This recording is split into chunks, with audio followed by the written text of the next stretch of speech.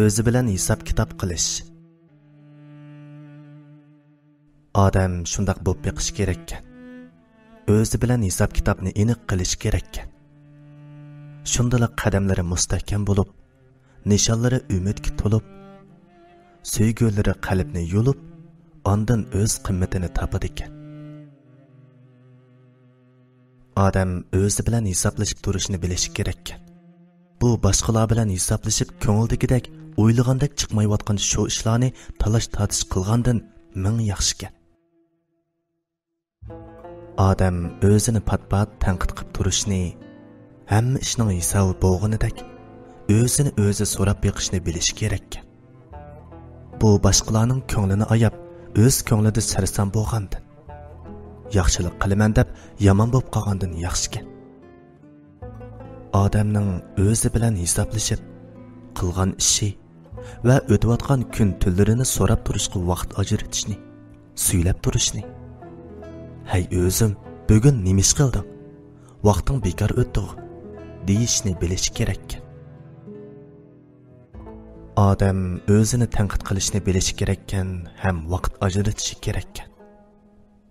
Bu boshqalar bilan talash tortish qilib ko'ngil og'ritgandan ming yaxshi ekan.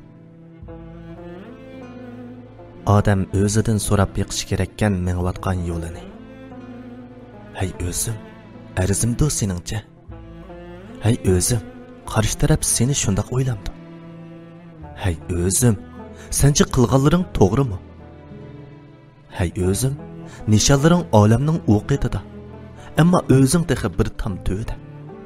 Seningcha quruq nishondan bir qadam afzal emasmi? Hay o'zim, tirishdim-g'o deyma. Kim tirishmaydi? Kim tirishmaydi? Hamma odam tirishidi. Bu yerdagi masala sening irodangning mustahkam bo'lishi, dilingning oq bo'lishi, ajringning ziyoda bo'lishi, kishi qalbiga azoring oz bo'lishi. Odam o'zini har bir daqiqatda hisob kitobni aniq qilishni bilishi kerak ekan. O'ziga o'zi boshliq bo'lish, sirdosh, hamdosh, umiddosh bo'lishni bilishi kerak ekan.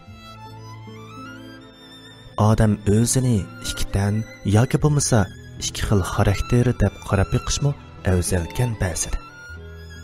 Bir taraf sirdosh do'st, bir taraf sen. Yana bir xaraktering sening boshliqing bo'lsin. Hisobingni aniq qilsin. Odam o'zini o'zi surishti qilishni bilishi kerak ekan. O'zini o'zi suyishni, o'zini o'zi so'rashni bilishi kerak ekan.